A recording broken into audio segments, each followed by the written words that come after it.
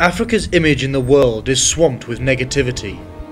The pervading view seen through the camera lens of the major global news networks is of a dangerous place, a place of war, corruption, poverty, and endemic and repressive rule.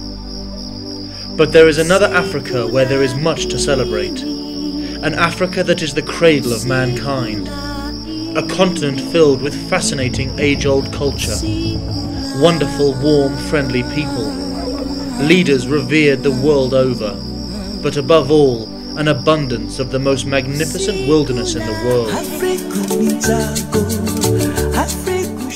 These are our continent's greatest assets, which if properly nurtured, could breathe new life into the Africa we love. Without ignoring our continent's problems and challenges, and even facing them head-on, it is this other, rich, wonderful Africa that we must present to the world.